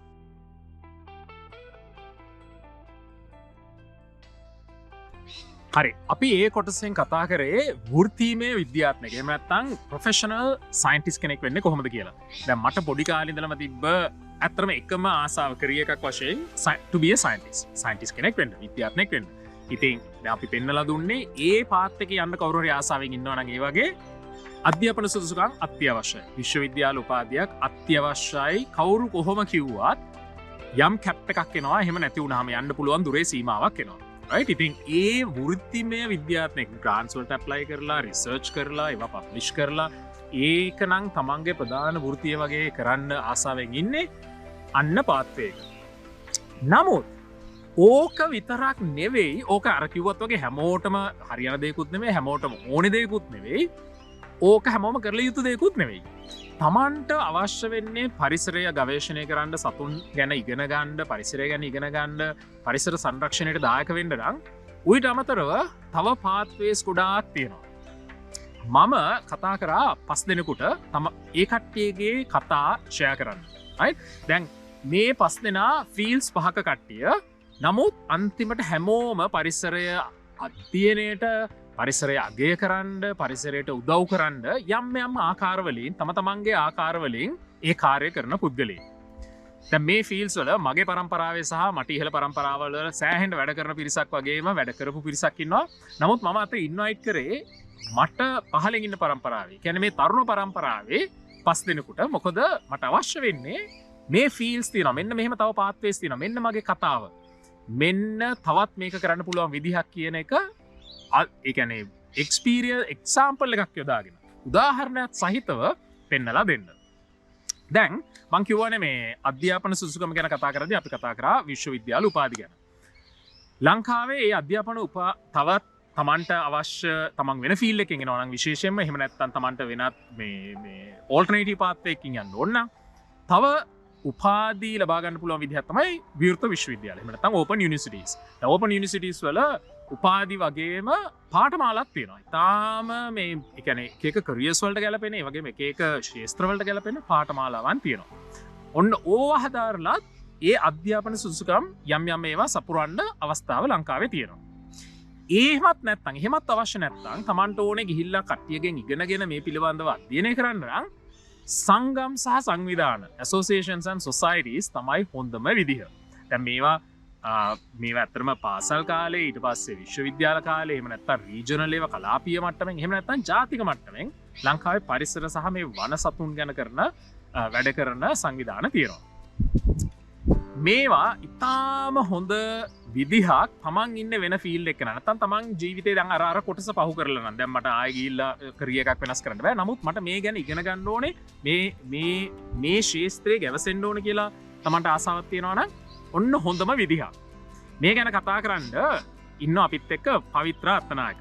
පවි ඇවිල්ලා මේ ෆීල්ඩ් එකේ මේ කියන්නේ hands on experience තියෙන මේ ෆීල්ඩ් එකෙන් පටන් අරගෙන දැන් ඉහළට ගිහිල්ලා ඉන්න තරුණියක්. ඉතින් මේ පවිගේ කතාව. අයිබෝවන් සුබ දවසක්. මම පවිත්‍ර අත්තනායක. මම මේ වෙනකොට ශ්‍රී ලංකා වනසත්ව ස්වභාව ආරක්ෂක සංගමයේ ජ්‍යෙෂ්ඨ විධායක නිලධාරිණියක් විදිහට කටයුතු කරනවා. ඉතින් මට අද උනේ මගේ කතාව ඔයාලත් එක්ක කියන්න කොහොමද මේ ශාස්ත්‍රයට එන්නේ සහ මේ ශාස්ත්‍රයට එන්න ඔයාලට උපකාර කරගන්න පුළුවන් දේවල් මොනවාද කියන එක. මම ඇත්තටම කොළඹ හැදුණු වැඩුණු කෙනෙක් නෙමෙයි. මම හැදුනේ වැඩුණේ නුවරඑළිය දිස්ත්‍රික්කයේ පොරමඩුල කියන ගමේ. ඉතින් ගමක හැදිච්ච කෙනෙක් විදිහට මට පරිසරය ඉතාමත්ම සමීපයි. මම පොඩි කාලේ ඉඳලා පරිසරයට ගොඩාක් ආදරය කරපු කෙනෙක්. ඉස්කෝලේ යන කාලේ අපිට තිබ්බා young explorers club එකක්. අපි අර පරිසර නියම කණ්ඩායමෙන් එහාට ගිහිල්ලා ළඟම තියෙන පරිසර පද්ධති නරඹන්න යන්න පොඩි හයික්ස් ඕගනයිස් කරන්න හදාගත්ත පුංචි ස්කූල් ක්ලබ් එකක්. ඉතින් මේ ක්ලබ් එකේ තමයි මගේ ගමන ඉස්සෙල්ලාම ආරම්භ වෙන්නේ. මේකේ මට හැකියාව ලැබෙනවා මේ වගේ එක්ස්ප්ලෝරර්ස් ක්ලබ් හදාගෙන තිබුණු අනෙකුත් පාසල් එක්ක කටයුතු කරන්න සහ යාලත් එක්ක හයික්ස් ඕගනයිස් කරන්න සහ මේ වගේ පරිසර පද්ධති නරඹන්න යන්න. ඉතින් මේ වගේ ක්‍රියාකාරකම් නිසා එන්න මේ ශාස්ත්‍රය ගැන මගේ තිබ්බ ආසාව වැඩි දියුණුනා. මට පොඩි කාලේ ඉඳලම සයන්ස් වලට ලොකු පිස්සුවක් තිබුණා. ඉතින් ඒ නිසා මම උඩාක් ආසාවෙන් විද්‍යාව සම්බන්ධ ශාස්ත්‍ර වල ඉගෙන ගත්තා. මම බයොලොජිකල් සයන්සස් තමයි උසස් පෙළට හැදෑරුවේ. නමුත් මම මේ ශාස්ත්‍රයට ආවට පස්සේ තේරුම් ගත්ත දේ තමයි විද්‍යාව කියන්නේ හරියට අපි අර කියනවා වගේ මේ ඇඩඩ් බෙනිෆිට් එකක්. මේ ෆීල්ඩ් එකට ඔයා විද්‍යාව දැනගෙන ඉන්න එක නරක නෑ. ඒක ඉතාම වටිනවා හොඳයි. නමුත් ඒ අත්‍යවශ්‍ය නැහැ මේ ෆීල්ඩ් එකේ වැඩ කරන්න. ඔයා දැනගෙන ඉන්න තරමට හොඳයි. නමුත් ඊට එහා ගියපු දේවල් ගොඩාක් මේ ශාස්ත්‍රය තුලදී ඔයාට ලබා ගන්න පුළුවන්. සහ මේ ශාස්ත්‍රයේ වැඩ කරන ගමන් විද්‍යාව සම්බන්ධයෙන් ලොකු දැනුමක් ඔයාට ඉගෙන ගන්න පුළුවන්. ඉතින් ඒ නිසා කවුරු හරි කෙනෙක් හිතනවා නම් මම අනිවාර්යෙන් බයොලොජිකල් සයන්සස් කරලා ඉන්න ඕනේ නැත්නම් සයන්ස් ස්ට්‍රීම් එකේ දෙයක් කරලා ඉන්න ඕනේ. එහෙමත් නැත්නම් මට බැචලර්ස් ඩිග්‍රී එකක් තියෙන්න ඕනේ සයන්ස් වලින් මේ ෆීල්ඩ් එකට එන්න කියලා. ඇත්තටම ඒක එහෙම නෙවෙයි. මම ඇත්තටම මගේ බැචලර්ස් ඩිග්‍රී එක පටන් ගත්තේ මගේ මේ රැකියාවට ආවට පස්සේ. මොකද මට ඉස්සරලාම අවශ්‍ය කරේ මගේ කුසලතා වැඩි දියුණු කරගන්න සහ තේරුම් ගන්න මට ඇත්තටම මොකක්ද ඉස්සරහට කරන්න ඕනේ කියන එක. මට මගේ A levels කරාට පස්සේ ලොකු අයිඩියා එකක් තිබ්බේ නැහැ. මොන මාර්ගයේද මම යන්න ඕනේ කියන එක. මොන වගේ දේවල්ද අපි ඇත්තටම කරන්න ඕනේ මම බලාපොරොත්තු වෙන විදිහේ කැරියර් එකක් හදාගන්න. මොකද අපි ඇත්තටම කැරියර් ඩෙවලොප්මන්ට් කියන එක අපි බලාපොරොත්තු වෙන ලෙවල් එකට අපිට ඉස්කෝලේදී හම්බ වෙන්නේ නැහැ. හැබැයි වාසනාවට මට හම්බෙච්ච හොඳ උපදේශකයන් සිටියා. එයාලගෙත් එක කතා කරලා මම තීරණය කරපු දේ තමයි මට ඉස්සෙල්ලාම බලන්න ඕනේ ලංකාවේ මේ ශාස්ත්‍රයේ වැඩ කරන්නේ කවුද මොන වගේ තැන්වල වැඩ කරොත් මට ගැලපෙන විදිහේ එක්ස්පීරියන්සස් එහෙම නැත්නම් අත්දැකීම් ගන්න පුළුවන්. සහ ඒ තුලින් කොහොමද මම මගේ ගමන ඉස්සරහට යන්නේ කියන එක. ඉතින් මම මේ විදිහට හඳුනාගත්ත ආයතනත් එක්ක වැඩ කරා, ව්‍යාපෘතිත් එක්ක වැඩ කරා. එහෙම වැඩ කරලා තමයි මට ශ්‍රී ලංකා වනසත්ව ස්වභාව ආරක්ෂක සංගමයේ එහෙමත් නැත්නම් Wildlife and Nature Protection Society WNPS එක සම්බන්ධ වෙන්න හැකියාව ලැබුණේ. මම ඇත්තටම ඉස්සෙල්ලාම WNPS එක සම්බන්ධ වෙන්නේ අවුරුදු 5කට කලින්. එයාලගේ තරුණාංශයේ සම්බන්ධීකාරක නිලධාරිණී විදියට. ඉතින් මට එකෙන් හැකියාව ලැබෙනවා ලංකාව පුරා විවිධ පාසල් වලට ගිහිල්ලා මේ පරිසරය සම්බන්ධ දේශන පවත්වන්න සහ මේ දරුවන්ට පරිසර සංරක්ෂණය වෙනුවෙන් එයාලගේ පාසල් ඇතුළේදීම කරන්න පුළුවන් මොන වගේ දේවල්ද කියන එක කතා කරන්න. හැබැයි මෙතෙන්ට යන්න කලින් කිව්වත් වගේ එයාලට අවශ්‍ය කරලා තිබ්බේ ඩිග්‍රී එකක් තියෙන කෙනෙක් මේ මාතෘකා සම්බන්ධයෙන්. මට ඩිග්‍රී එකක් තිබුණේ නැහැ. මම ඩිග්‍රී එක පටන් අරගෙන තිබුණා විතරයි. හැබැයි මගේ පසුගිය අත්දැකීම් තිබුණා විවිධ සොසයිටිස් එක්ක වැඩ කරලා සහ මේ ෆීල්ඩ් එකේ විවිධ අයත් එක්ක ගනුදෙනු කරලා විවිධ ව්‍යාපෘති කරලා මට අත්දැකීම් ලැබිලා තිබුණා. ඉතින් ඒ වයින් මට ලොකු උපකාරයක් වුණා මේ තනතුරට ඇතුළත් වෙන්න. ඉතින් එතනින් එහාට ගිහිල්ලා මේ සොසයිටි එකේ වැඩ කරන ගමන් මට ලැබිච්ච ලොකුම උපකාරය තමයි අත්‍තරම මේ ශාස්ත්‍රයේ වැඩ කරන අයව අඳුන ගන්න ලැබිච්ච එක. මම WNPS එකේ සමාජිකෙක් වගේම තමයි තරුණ සත්ත්වවේදීන්ගේ සංගමයේ එහෙමත් නැත්නම් Young Zoologists Association එකේ සමාජිකාවක්. ඉතින් මේ සංගම් ඇතුලේ තමයි ඇත්තටම මේ ෆීල්ඩ් එකේ වැඩ කරන ගොඩක් කට්ටිය ඉන්නේ. ඉතින් එහෙම වැඩ කරන කට්ටියව හම්බුනහම එයාලගෙන් අපිට ඉගෙන ගන්න දේවල් ගොඩක් තියෙනවා. එයාලගෙන් අපිට ඇත්තටම දැනගන්න පුළුවන් දැනට මේ වගේ යන ව්‍යාපෘති මොනවද, ඒවට සම්බන්ධ වීමේ හැකියාවක් තියනවද සහ ඊටත් අමතරව ඒ වගේ කටයුතු එක්ක ෆීල්ඩ් එකට ගියත් අපිට ඉගෙන ගන්න දේවල් ගොඩක් තියෙනවා. අපේ ඉගෙන ගන්න පුළුවන් ආයතන ඕනිතරම් ලංකාවේ තියෙනවා. ඒ වගේ සමහර කෝසස් තියෙනවා ඔයාලට පාවිච්චි කරන්න පුළුවන්, ඔයාලට උපකාරයට ගන්න පුළුවන්. උදාහරණයක් විදිහට මම මගේ උසස් අධ්‍යාපනය හදාරන විවෘත විශ්වවිද්‍යාලය ගත්තොත් විවෘත විශ්වවිද්‍යාලයේ ඩිග්‍රීස් තියෙනවා. ඊට අමතරව ඔයාලට විශේෂයෙන්ම වනජීවී කළමනාකරණය වගේ මාතෘකා සම්බන්ධයෙන් උසස් අධ්‍යයන සහතික පාඨමාලා තියෙනවා. ඉතින් මේ වගේ දේවල් ගත්තාම ඔයාලට පුළුවන් අර අධ්‍යාපනික පසුබිමත් ලස්සනට හදාගන්න. මම ගොඩාක් ව්‍යාපෘතිත් එක්ක බැඳිලා ඉන්නවා ලංකාවේ පරිසර පද්ධති ප්‍රතිෂ්ඨාපනය, ඊට පස්සේ පාරිසරික අධ්‍යාපනය සම්බන්ධයෙන් වෙන පුළුවන් මේ වගේ විවිධාකාර ව්‍යාපෘති වලට මම දැන් සම්බන්ධ වෙලා ඉන්නවා. ඉතින් මේ දේවල් වලට අපිට අවශ්‍ය කරන දැනුම තියෙනවා. ඒ දැනුම අපිට ලබා ගන්න, ඒ දැනුම ගන්න පුළුවන් විද්වත්තු ඕනිතරම් ඉන්නවා. ඉතින් එයාලගෙන් අපිට ඒ දැනුම අරගෙන අපිට ඒ දැනුම පාවිච්චි කරන්න පුළුවන්. ඒ නිසා මේක මම කියන නිතරම අර ලර්නින් එක්ස්පීරියන්ස් එකක්. එහෙමත් නැත්නම් ඉගෙන ගනිමින් ඉස්සරහට යන ගමනක්.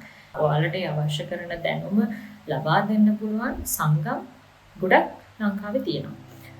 තරුණ සත්ත්වවේදීන්ගේ සංගමය, ඊට පස්සේ ශ්‍රී ලංකා වනසත්ව ස්වභාව ආරක්ෂක සංගමය, එහෙම නැත්නම් තරුණ ජීව විද්‍යාවේදීන්ගේ සංගමය, මේ වගේ සංගම් ගොඩක් ලංකාවේ තියෙනවා. ඉතින් මේවත් එක්ක සම්බන්ධ වුණොත් ඔයාලටත් පුළුවන් මේ අත්දැකීම් ගන්න, පරිසරය ගැන ඉගෙන ගනිමින් පරිසරයට වැඩක් කරන්න. විශේෂයෙන්ම තරුණ කෙනෙක් නම් තරුණ අය වටේ හැදිච්ච ගොඩාක් මේ වගේ කණ්ඩායම් ඉන්නවා. ඉතින් හොයලා බලන්න, ඒ වගේ කණ්ඩායම් එකක එකතු වෙන්න, ඒ වගේ අඳුන ගන්න, ඒ හදාගන්න නෙට්වර්ක් එක ඉතාම වැදගත්.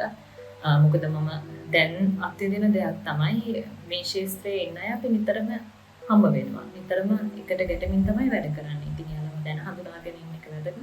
යාළුවගේ දැනුම පාවිච්චි කරන එක වැදගත්. ඉස්සරහට ඔයාලට ලොකු දෙයක් කරන්න පුළුවන් මේ ශාස්ත්‍රයට ආවොත්. මේ ශාස්ත්‍රය අපි කියන්නේ ආත්ම තෘප්තියත් එක්ක යන ගමනක් තියෙන්නේ. මේක මුදල් බලාගෙන කරන ගමනක් නෙවෙයි.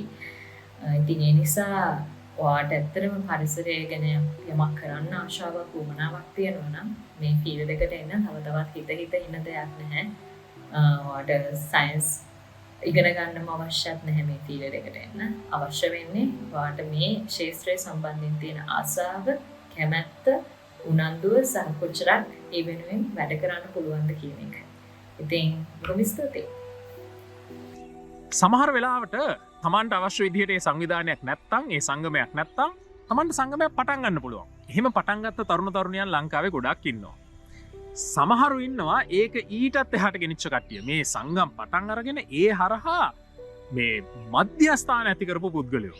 හරිද? එහෙම මධ්‍යස්ථාන කීපයක්ම ලංකාවේ තියෙනවා. ඒ කියන්නේ තමන් අර බේස් එකක් සපයනවා පුද්ගලීන්ට, තමන් වගේ ආසාවක් තිබ්බ පුද්ගලීන්ට ඇවිල්ලා ඉගෙන ගන්න, ඒ අත්දැකීම් ලබා ගන්න, ඒ වගේ පර්යේෂණ සහ අධ්‍යාපන මධ්‍යස්ථාන ඇති කරපු පුද්ගලයෝත් ඉන්නවා. අන්න එහෙම ඇති කරපු පුද්ගලයෙක්ගේ කතාව තමයි මේ උදය චානක. උදය මෙහෙම පර්යේෂණ සහ අධ්‍යාපන මධ්‍යස්ථානයක් ඇති කරා විතරක් නෙවෙයි, ඒක පවත්වාගෙන යන්න හරි මේ විකල්පිත, එහෙම නැත්නම් ඕල්ටර්නේටිව් ෆන්ඩින් සෝස් එකක්. ඒකට සල්ලි හොයන විදියකුත් හොයාගත්තා. ඉතින් මං හිතනවා උදය සෑහෙන කට්ටිය ඉන්ස්පයර් කරයි මේ උදයගේ කතාව. අයිබෝවන්, මම උදය චානක, රුණකන්ද සංරක්ෂණ මධ්‍යස්ථානයේ නිර්මාතෘ. මම හිතන්නේ අපි හැමෝම ආසයි පරිසරයේ රස විඳින්න, සබාදාමත් එක්ක ජීවත් වෙන්න, මේක අධ්‍යයනය කරන්න, ඒ වගේම රැක ගන්න. ඉතින් මේ කාරණාවේදී අපිට පරිසර විද්‍යාඥයෙක් වෙන්න අවශ්‍යද මේ ඉහතකී කාරණාවන් ඉෂ්ට සිද්ධ කරගන්න? මම හිතන්නේ අපි හැමෝටම පුළුවන් ඒ දේ කරන්න. පරිසර විද්‍යාඥයෙක් වෙන්නම අවශ්‍ය නැහැ. මගේ ජීවිතේ මම මේ පාරිසරික ක්‍රියාකාරකම් වල නිරත වෙන්න පටන් ගත්තේ, පරිසරය ගැන උනන්දුවක් දක්වන්න පටන් ගත්තේ, ඒ වගේම මේක අධ්‍යයනය කරන්න, මේක රැක ගන්න පෙළඹුණේ මගේ පාසල් වයසේදීමයි. ඉතින් මට පුළුවන් විදිහට මම පටන් ගත්තේ ඇත්තටම මගේ ගෙවැත්තෙන්. ඒ වගේම මගේ නිවස ආශ්‍රිතව තිබුණා පුංචි දොළපාරක් එක්ක කුඹුරක්. ඉතින් මෙන්න මේ පරිසර පද්ධතියේ ඉන්න සතුන් ගැන අධ්‍යයනය කරන්න පටන් ගත්තා. ඉතින් කාලයත් එක්ක මට අවශ්‍ය වුණා මේ පිළිබඳව ටිකක් වැඩි දුර ඉගෙන ගන්න. ඒකදී මම ඒ කාලේ දිගටම විදුසර පුවත්පත මම ගත්තා. මට මතකයි මහාචාර්ය සරත් කොටගම මහතා ඒ කාලේ ශ්‍රී ලංකාවේ කුරුල්ලන් පිළිබඳව ආටිකල්ස් ගොඩක් ඒ පත්තරවල පුවත්පත්වල පළ කරා. ඉතින් ඒ කාලේ අපිට ඉන්ටර්නෙට් තිබුණේ, අපි කරේ ඒ වගේ ආටිකල්ස් එකතු කරලා අපේ දැනුම ලබා ගත්ත එක. වසර ගණනාවක් මේ පිළිබඳව ඉගෙන ගන්නවා ඇත්තටම මම. ඒකත් එක්ක ඉගෙනගෙන ඒ අතර මම ජයවිදත්ත මිත්‍රෝ කියන සංවිධානය පිහිටවන අපේ ගමේ පන්සලේ පිහිටවල මම ලබාගත් අමාරුවෙන් ලබාගත් දැනුම මම ගමේ මගේ මේ මිතුරන් ඒ වගේම වෙනත් කියන්නේ ශිෂ්‍ය ප්‍රජාවත් එක්ක බෙදා ගන්නවා. එතකොට ඒක තමයි මුල්ම මගේ කියන්නේ ආරම්භක අවස්ථාව. මම පරිසරයේ මං ලබාගත් දේවල් ජනතාව අතරට අරගෙන ගිය. එතකොට 2008 වර්ෂයේදී මම මධ්‍යම පරිසර අධිකාරිය මගේ පරිසර සංවිධානය රෙජිස්ටර් කරලා වැඩ කටයුතු පටන් ගන්නවා. ඒ අතර තමයි 2009 වර්ෂයේදී මම දකින්නේ එක්සත් ජාතීන්ගේ සුළු මූල්‍ය ආධාර වැඩසටහන යටතේ යම් යම් සංරක්ෂණ කටයුතු සඳහා මුදල් ආධාර ලබා දෙනවා කියලා. ඉතින් ඒ අතර මම අපිට ඇත්තට මේ වෙන විට අපි බොහොම තරුණාවේදී සිටියේ. ඉතින් මම ඒ සඳහා ව්‍යාපෘති වාර්තාවක් සබ්මිට් කරනවා. ඒකෙදී ඇත්තටම මම තමයි මම හිතන්නේ ඒ කාලේ එවකට ලාබාලම අවධියේදී ව්‍යාපෘති වාර්තාවක් සබ්මිට් කරලා තිබ්බේ එක්සත් ජාතීන්ගේ සංවිධානයට. ප්‍රථම සහ අවසාන ව්‍යාපෘතිය මම ලබා ගත්තා. මොකද මම 2009 පස්සේ රුණකන්ද සංරක්ෂණ මධ්‍යස්ථානය කියන එක ගොඩනගන්න වෙහෙසෙනවා. ඒ මූලික අරමුණ ඇත්තටම මම දන්නවා ලංකාවේ පාසල් වලත් ඒ වගේම විශ්වවිද්‍යාලවලත් මේ පරිසරය පිළිබඳව දැනුම ලබා දෙන එක බොහොම අවම මට්ටමක තියෙන. විශේෂයෙන්ම ගොඩක් තියරි දැනුම හම්බ වෙනවා. බයි ප්‍රායෝගිකව ළමයින්ට මේ කැලේ යන්න, ඒව අධ්‍යයනය කරන්න, ඒව ගැන ඉගෙන ගන්න තියෙන අවස්ථාව ගොඩක් අඩුයි. ඉතින් ඒකත් එක්ක මට හිතෙනවා මටත් තැනක් බිහි කරන්න තිබුණා නම් හොඳයි. ඉතින් මම රුණකන්ද තෝරගන්නේ ලංකාවේ ගොඩක් සැඟවිලා තිබිච්ච වනාන්තර, සිංහරාජයටම අයිති වනාන්තරයක්, ජයවිදත්තේ විතා ඉහළ වනාන්තරයක්. ඉතින් මේක යෝජිත රක්ෂිතයක් විදිහට තිබුණේ. එතකොට අපි මෙහි මායම් සලකුණු කරලා ජනතාව දැනුවත් කරලා විශාල වැඩපිළිවෙලක් කරන මේ රුණකන්ද රැක ගන්න. ඒත් එක්කම අපි රුණකන්ද සංරක්ෂණ මධ්‍යස්ථානයේ ගොඩනැගීමෙන් අනතුරුව පාසල් සිසුන්ට නේවාසිකව ඒ වගේ විශ්වවිද්‍යාල සිසුන්ට නේවාසිකව අපි වැඩමුළු කඳවුරු ඒ වගේ මේ පරිසරය ගැන අධ්‍යයනය කරන්න ඉගෙන ගන්න අවශ්‍ය කරන පහසුකම් සපයලා මේ යම්කිසි අඩුවක් කියන්නේ රටේ තියෙන යම්කිසි අඩුවක් පුරවන්න මට අවස්ථාව ලැබුණ එක ගැන මම ඇත්තටම අද විශාල සතුටටපත් වෙනවා. එතකොට මම 2009 වර්ෂයෙන් පස්සේ කිසිදු ව්‍යාපෘතියක් මේ වෙනතුරු කියන්නේ මුදල් ආධාර ලබාගෙන නැහැ. ඒතකොට මේ සංරක්ෂණ මධ්‍යස්ථානය පවත්වාගෙන යන්නේ මම මගේ ජීවිතේ ඉගෙන ගත්ත උරගයන් සහ උභයජීවීන් පිළිබඳ. එතකොට මම වෙනම බ්‍රෑන්ඩ් එකක් ලංකාවේ ක්‍රියේට් කරනවා හැපින් ශ්‍රී ලංකා කියලා.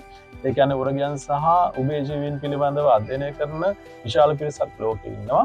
ඔවුන් සංචාරකයන් වශයෙන් ලංකාවට ගෙන්වා ගන්න වැඩපිළිවෙලක් සකස් කරනවා. මොකද ඒක ඉතා අමාරු කාර්යයක් ලංකාවේ තියෙන වනජීවී නීති සහ රෙගුලාසිත් එක්ක කවුරුත් පෙළඹෙන්නේ නැති දෙයක්. මොකද හැමෝම ලංකාවේ පක්ෂීන් නැරඹීම ඒ වගේම ලෙපර්ඩ් වොචින් කියන්නේ බිග් මැමල්ස්ලා වගේ බලන ටුවර්ස් තමයි ගොඩක් කරන්නේ. එතකොට මේ පුංචි උරගයන් සහ ඒ වගේම මේ උභයජීවීන් අධ්‍යයනය කරන නරඹන ටුවර්ස් කරන ප්‍රමාණය ගොඩක් අඩුයි. ඉතින් මම වෙනම යුනික් බ්‍රෑන්ඩ් එකක් ලංකාවේ ඇතුලේ ක්‍රියේට් කරලා තියෙනවා හැපින් ශ්‍රී ලංකා කියලා. මම හිතන්නේ මේ වෙන විට මුළු ලෝකෙම හැපින් ශ්‍රී ලංකා කිව්වහම මේ උරගයන් සහ උභයජීවීන් අධ්‍යයනය කරන පිරිස් අතර ලංකාව එකම ඒ කියන්නේ ලංකාව හැපින් හොට්ස්පොට් එකක් විදිහට ලෝකයට ගෙනියන්න මට හැකියාව ලැබිලා තියෙනවා මේ වෙන විට. ඉතින් ඒක මා ලැබපු ජීවිතේ ලොකු ජයග්‍රහණයක්. එතකොට ඒ ටුවර්ස් වලින් එන මුදල් වලින් තමයි මම මේ වෙන විට මගේ අධ්‍යයන කටයුතු ඒ වගේම සංරක්ෂණ කටයුතු අපි පවත්වාගෙන යන්නේ.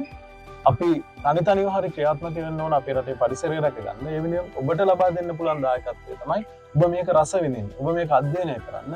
ඒ ගමන් ඔබ ගන්න දැනුම තුලින් මේක සංරක්ෂණය කරන්න පටන් ගන්න. ඒක තමයි මම හිතන්නේ අපිට වෙන්න ඕනේ දේ. ඒතකොට මේක කරන්න මම ඉහෙත් කලින් කිව්වා වගේ විද්‍යාඥයෙක් වෙන්න ඕනේ නැහැ.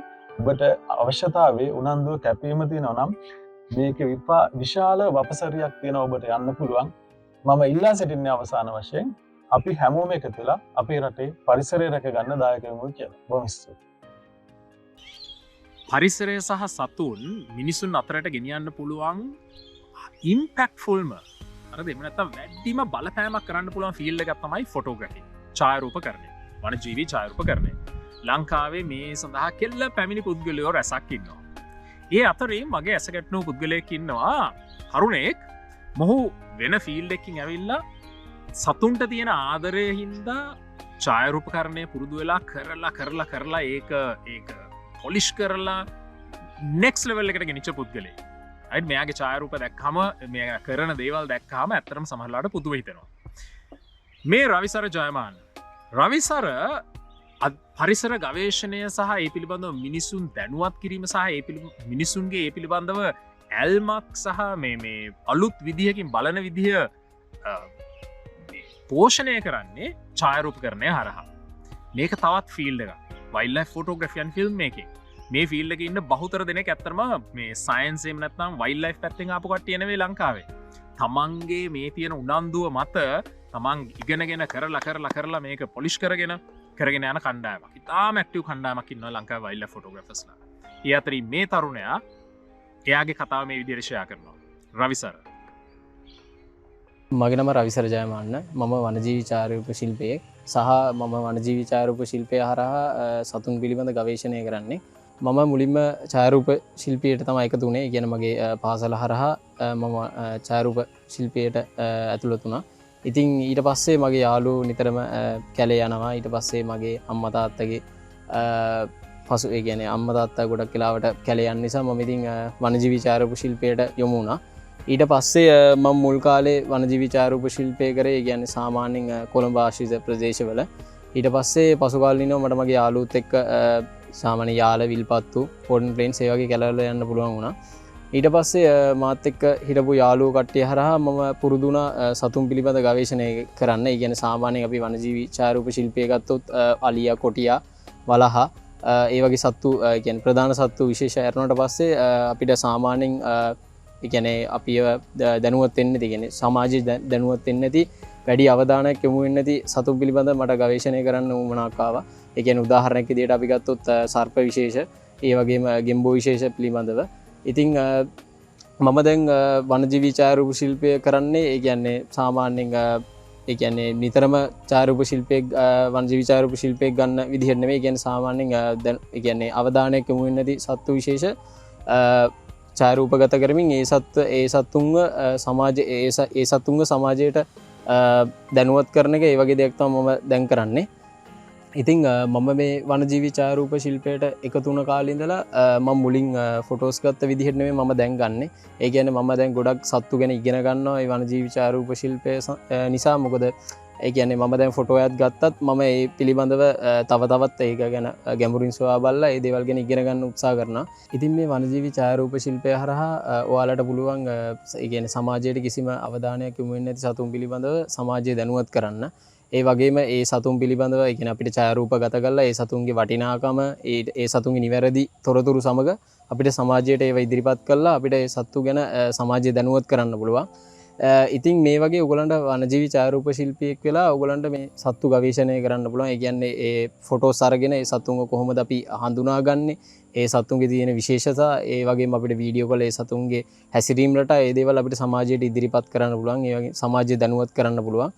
ඉතින් ඔයගොල්ලෝ දිගටම මේ ෆොටෝග්‍රැෆි කරගෙන යද්දී, ඒ කියන්නේ වයිල්ඩ් ලයිෆ් ෆොටෝග්‍රැෆි ඔයගොල්ලෝ දිගටම කරගෙන යද්දී ඔයාලට ඒකෙන් අත්දැකීමක් එනවා. ඒ කියන්නේ ඔයගලන්ට තේරෙනවා අපි ඉස්සර කරපු දේවල් අපි දැන් කරන්නේ නැහැ කියලා. අපි මම උදාහරණයක් විදිහට ගත්තොත් මම වනජීවි ඡායාරූපකරණයට මුල් කාලේ ඇතුළ ඒ කියන්නේ යොමු වෙද්දී මම දකින දේ ෆොටෝස් ගන්නවා. ඒ කියන්නේ මොන දේ වුණත් දැක්කත් ෆොටෝ එකක් අරගෙන එහෙම තමයි ඉන්නේ. හැබැයි දැන් මම එහෙම නෙමෙයි. මම සැලකිය යුතු දේවල් පමණයි ගන්න. ඒ කියන්නේ ඔයගොල්ලෝ ඒකෙන් දිගටම කරගෙන යන්න ඕගොල්ලන්ව නිකම්ම ඩිවෙලොප් වෙනවා. උදාහරණයක් විදිහට ගත්තොත් අපි දැන් කොටි බලන, ඒ කියන්නේ වයිල්ඩ් ලයිෆ් ෆොටෝග්‍රැෆි වල කොටි කියන්නේ සාමාන්‍ය ප්‍රධාන දෙයක්.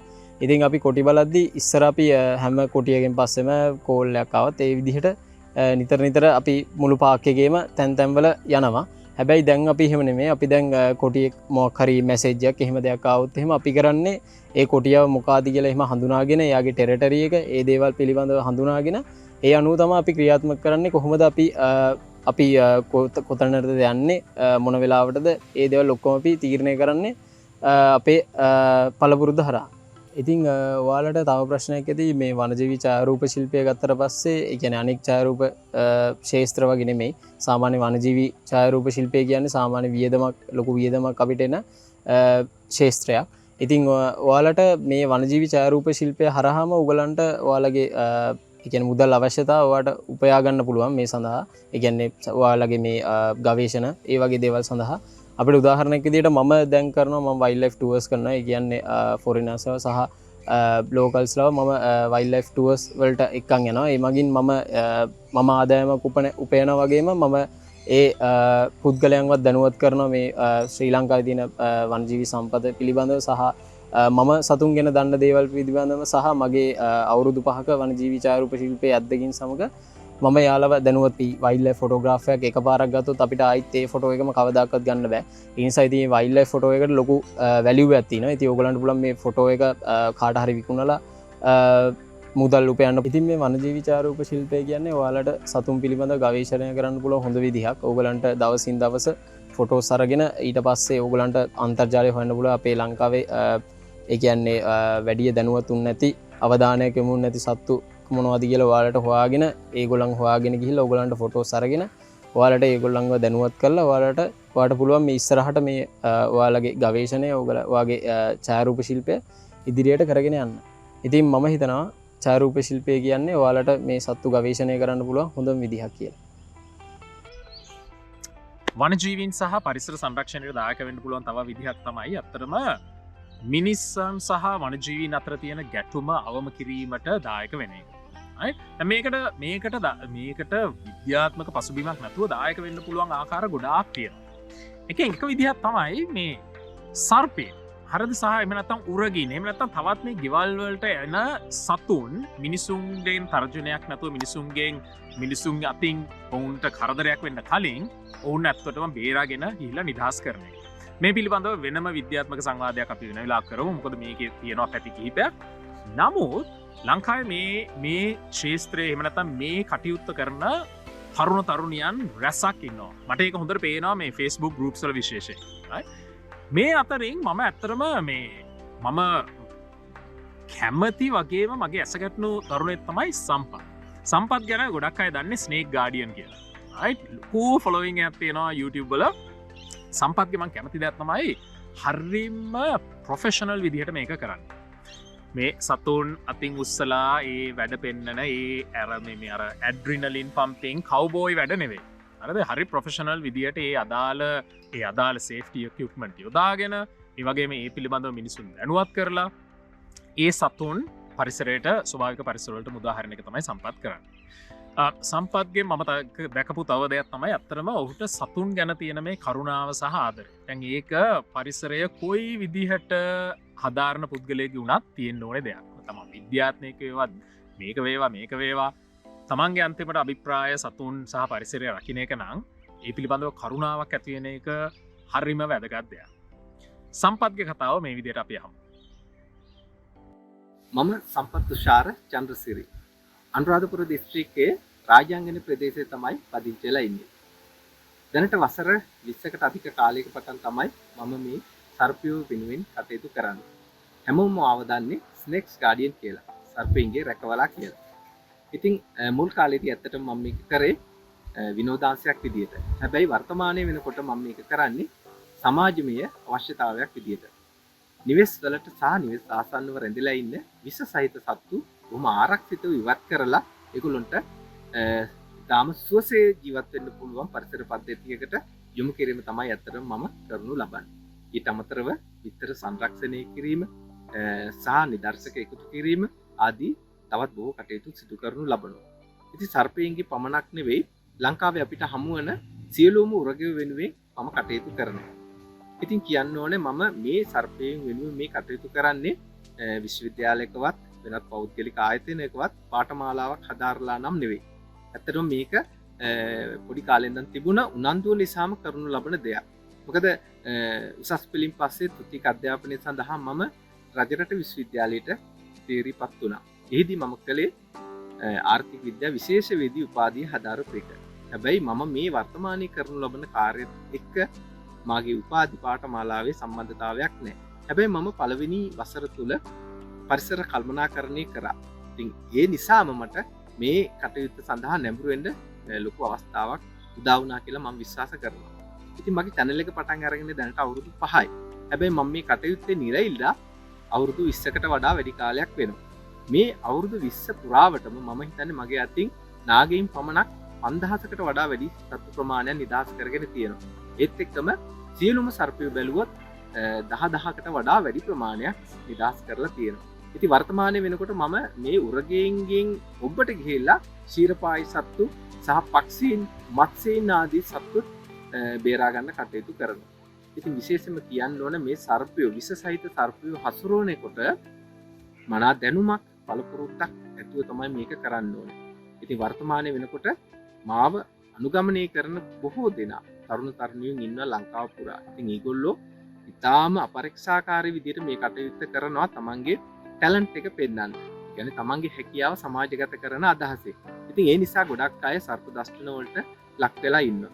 ඉතින් අපි හරි දැනුම ලබා ගන්න ඕන විශේෂිත සත්තු හඳුනා ගන්න ඕන. ඒගොල්ලෝ හසුරවන විදිය හඳුනා ගන්න ඕන. ඒගොල්ලෝගේ ඉදින්නෙදා ජීවන රටාව අපි පැහැදිලිව හඳුනා ගන්න ඕන. ඉතින් එහෙම වුණොත් අපිට පුළුවන් මේ සත්තුත් එක්ක කිසි විදිහට ගනුදෙනු කරන්න. බෙහෙවින්ම අපි කාරුණික වෙන්න ඕනේ. ආදරේ කරුණාව කියන දේ මෛත්‍රිය නැත්නම් ඇත්ත වශයෙන්ම මේ අහිංසක සත්තු වෙනුවෙන් කටයුතු කරන්න හැකියාවක් ලැබෙන්නේ නැහැ. ඒක බොහොම හෘදයාංගම වෙන්න ඕනේ.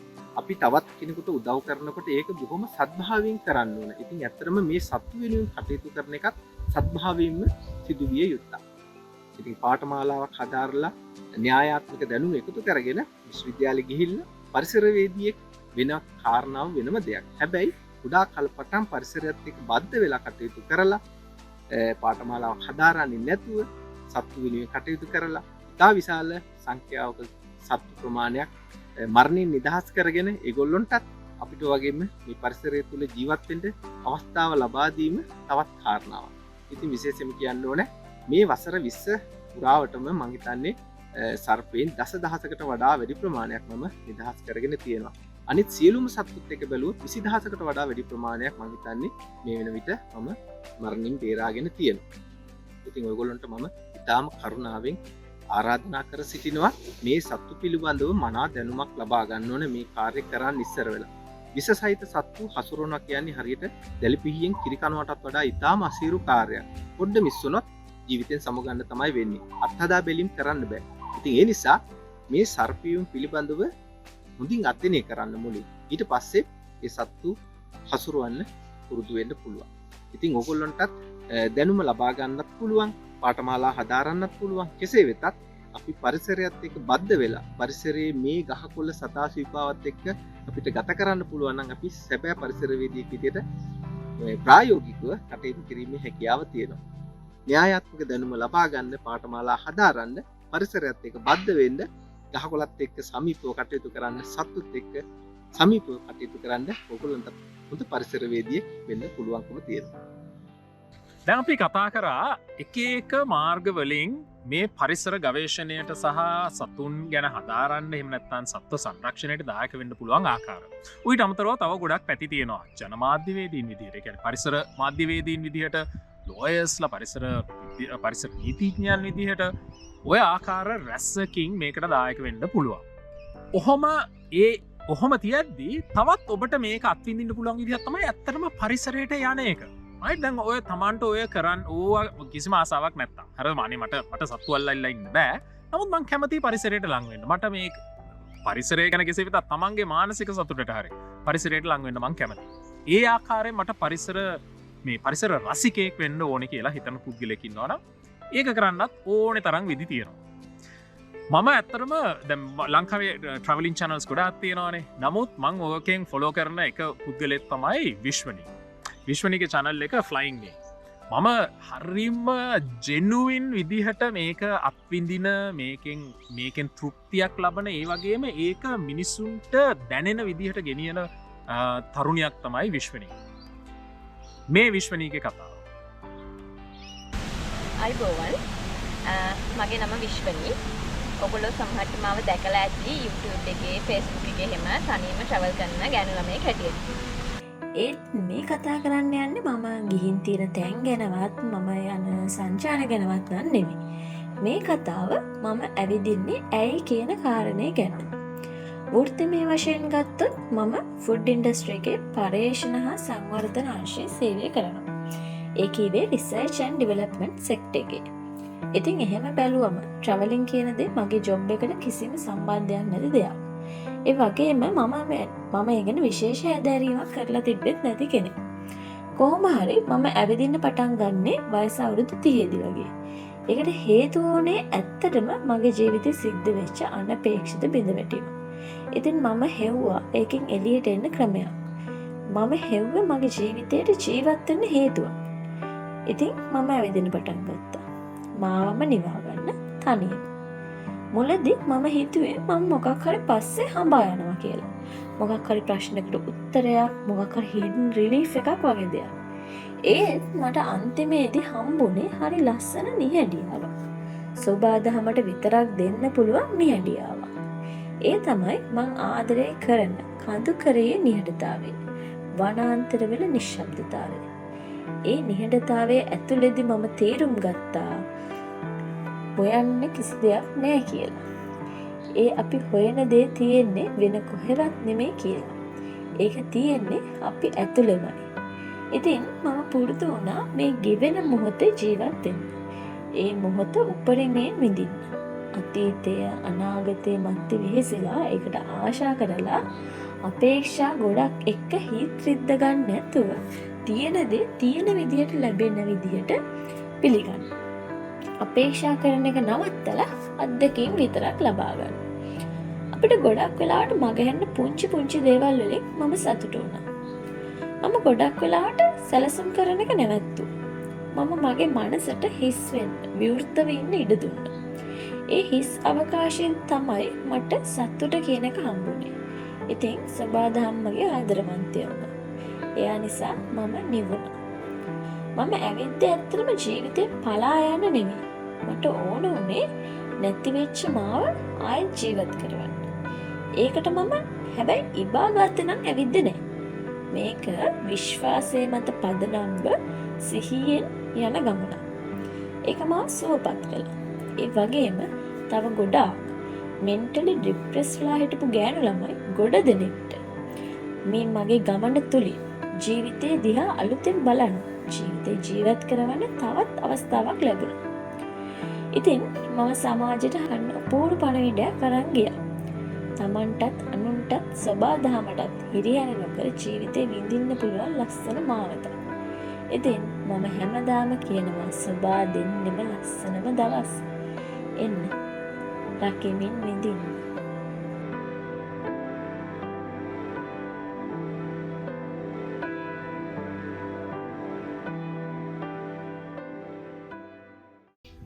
මම හිතනවා අදහස් ගොඩාක එකතුවකින් අලුත් මුහුණුවරක් අලුත් දෙයක් දැනගන්න ඇති කියලා විශේෂයෙන්ම මේ ෆීල්ඩ් එකට එන්න ඉන්නවනම් කවුරු හරි.